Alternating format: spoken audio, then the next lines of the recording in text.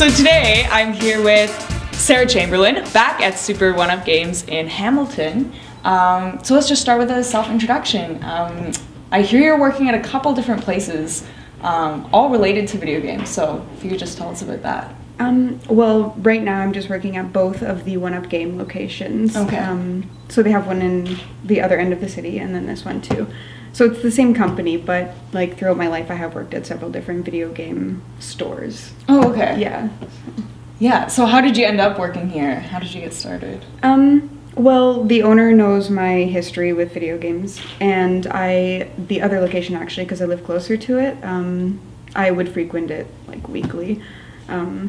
So yeah, I got to know the owner, and mostly I would just go in and talk to him and that, because it was nice to have someone really close by who could just chat up video games for hours. So, yeah, definitely. Yeah. And then you're also writing for Greenlit Gaming? Is that? I am, That's right? Yeah, I was reading a couple of your articles. How did you get involved in that? Yeah. That's actually the other owner of this store is part of Greenlit Gaming. Oh, okay.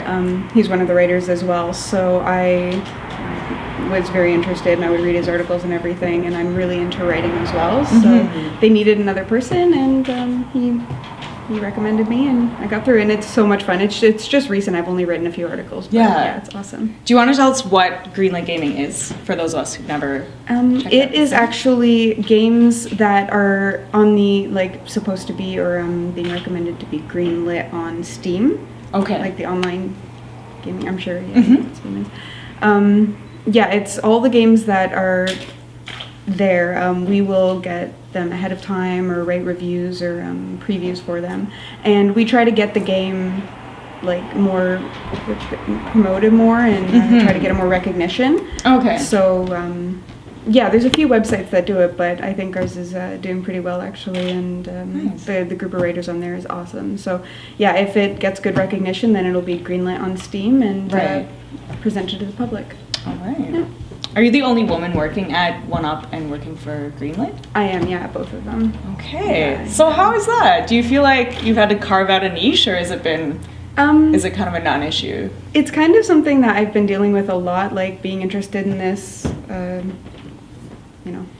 whole situation, video games and whatnot, and because my first video game job too, I was the first girl working there, and they even said to me like, oh yeah, we needed to hire a girl, so. Okay. Yeah, and it's like, oh, it has nothing, yeah, exactly. It had really nothing to do at first with my knowledge and everything. It was just the fact that it's like, oh, we need a girl, so.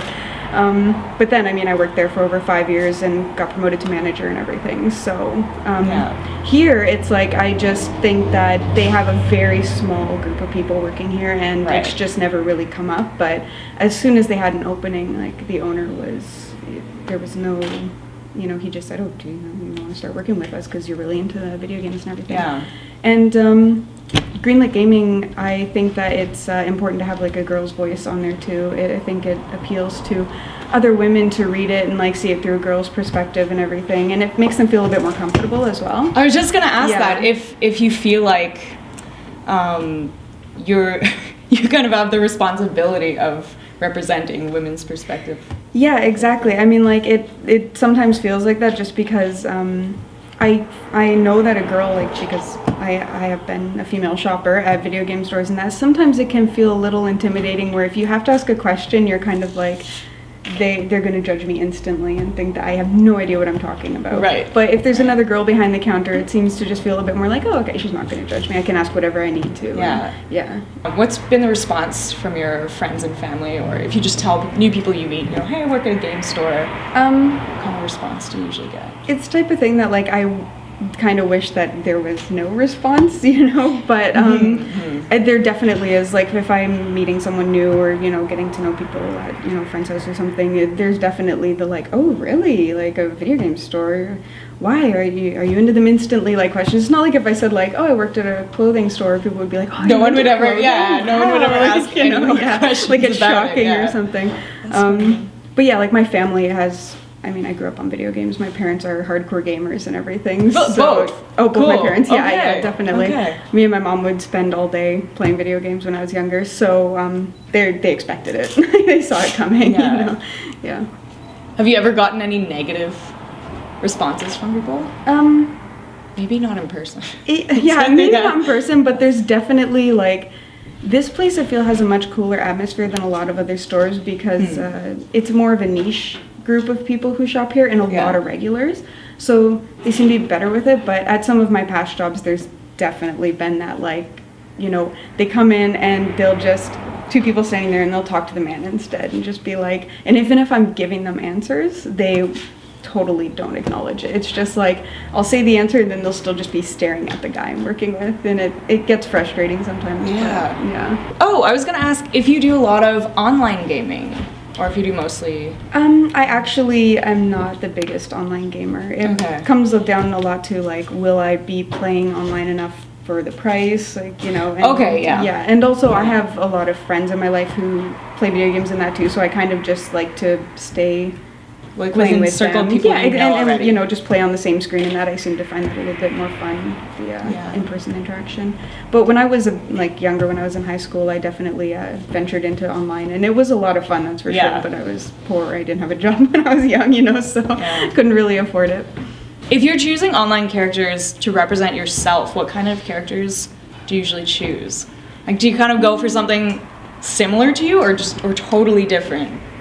What's your personal preference? I don't know. When I was, it's kind of weird because when I was younger, I would always pick I'd make like a really cute guy, like a good-looking guy character, you know, and then just I could, you know, it's like, I think a lot of guys make good-looking girl characters so they can look at them when they're running around in cool outfits and stuff. I'm guilty of that. Yeah, exactly. And I'd be like, oh yeah, he's hot. But now I almost feel like it's like I need to represent that I am a girl playing, so it's like I'll make a really cool girl character and make her, you know, tough and awesome. And stuff like that. And, but really it doesn't matter. I just kind of like to make because like I'm a huge writer and everything too, so I just like to make an interesting character, you know. It has nothing really to do with myself, so. Okay. Yeah. That's really interesting. So one of my questions is about indie games versus sort of the more popular, larger games that have been coming out. Do you feel like there's more of an opportunity for women in the indie game scene to develop what they like? I don't know very much about how this sort of systems work, so what do you know about those kind of outlets? I'd probably have to say yes for that. I have seen, I think I've come across a lot more indie games that have like a female at the front of what's going on, like up in the main group. I can't really, for some of the more mainstream games, it's hard because they have such huge groups of people working on them. But I don't know how many girls are really behind the scenes there. That's not something I really look into that much. But you can, like, when it comes to the names you see at the beginning of the game, I can say that indie games, there's often more females than there are in the mainstream games, Would you recommend any indie games that have other like female developers or women who are at the forefront? What do you like? That's I like. There's a lot of indie games I like to play, but I really don't pay attention to that so much. Nice. So I can't really recommend any that would have a female developer on it. Okay. Then in that case, which indie games are you into right now? Actually, I just finished playing one that was called Teslagrad, and it was phenomenal. It was really good. I had so much fun with it. What kind of game is it? It was like a puzzle platformer adventure type game, and there were really complicated puzzles in it, and I just found that really refreshing because I find a lot of games now kind of coddle the player and try to make them, you know, the puzzles are very linear. But yeah, this one was really creative, and it was very frustrating. There were a few times when I had to throw my controller down and walk out of the room for a few minutes and then come back to it with a clear head, but I like that. Yeah. So what kind of new directions are games taking these days? Like you work in a retro games place, so you've sort of seen the whole progression of things. What new directions are you interested in terms of new games that are coming out? I absolutely love the whole, you know, try to make it as much of a movie as it can be type of thing. Like, you don't get that with indie games and that, and I really, like, I still love that. But there are new games like Beyond Two Souls and whatnot, and that just, even on the title of the box, they have like actor names like Willem Dafoe and stuff, and it just it's so dramatic. So many actors are being incorporated into. It's just crazy from when I was young and like right with the first systems and playing the original Donkey Kong, and now it's this, and it's like, how did this happen? You know, it hasn't been that many years, but and I know that they're working on a lot of like virtual reality stuff, and I don't know how I feel about that. It seems kind of really life consuming if that ever really came out, you know, But yeah, I mean, like, anything's interesting. I can see it going anywhere, and it just gets bigger and bigger. Like the fact that the newest Grand Theft Auto has one of the biggest budgets ever. I was wondering, I feel like there are a lot of people out there who still aren't sold on video games. You know, it still kind of seems like a waste of time or a little bit childish or this and that. And given that you've worked in a game shop for so long and have played so much, what are some of the positive points that you would maybe pitch toward people who still don't think they're worth trying out? Yeah, like it's a hobby like anything else. I mean, like the same people saying that video games are a waste of time are probably watching like 6 hours of reality TV every day. Right, you know, like anyone can consider anything to be a waste of time, but it's definitely something that is way more interactive than TV and movies and whatnot. So I think it's really important for parents with kids. I can say that a lot of the reason why I'm so close to my parents came from the fact that we would every weekend just stay up playing video games and, you know, take turns trying to beat like a boss and stuff. And it's really fun. And, you know, you talk a lot and you know, cheer each other on and everything. And I think that's important. And sometimes just, you know, putting your kid down in front of the TV, even if you're there with them, you're not talking, you're not interacting with them. And, you know, and also it's just creativity. I think anyone who really is into the arts appreciates video games because there's so much story behind them. You can do anything, like, and Absolutely. It's incredible. They're one of the greatest forms of media in that sense, where it's interactive and the art matters and the story matters and everything just matters. The direction, you know, it's amazing. Okay, so tell me what your favorite survival horror game is, and within that genre, some of your favorite female characters. Okay, my favorite is by far the Resident Evil series. I've been following it since I was just a little kid, and I probably shouldn't have been playing it back then because they're really scary, but I did, and I'm just so into them. And a few other really good ones are like Silent Hill and Parasite Eve, and there's so many good ones.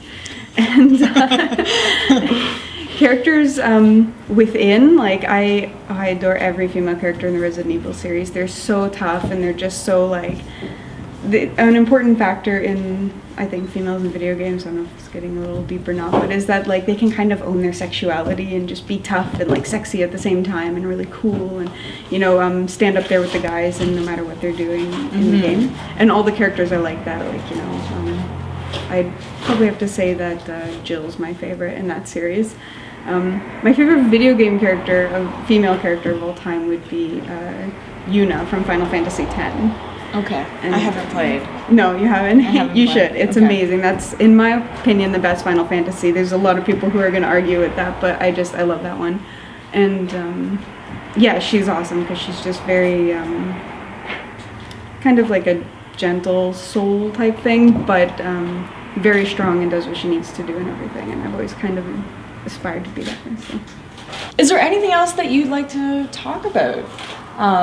Honestly, if you have any personal anecdotes or just something fun that occurs to you off the top of your head, feel free to talk about Parasite Eve. Yeah, this is it's awesome. This is like the number one game that Craig like put me onto is Parasite Eve. Yeah. Really? Oh my gosh, that's amazing. Yeah, I don't know. I don't really know what to say other than I think that video games now are made to appeal to pretty much anybody with any interest. Like, it's not anymore where it's just the same type of thing. It's like, even if you think you're not into video games, I can almost guarantee that you'll find something that you'll be interested in, you know, and that's what's amazing is there's just so many options now. Whether you go retro or you stick with the new stuff, it's it's such a diverse universe, and it's only going to grow.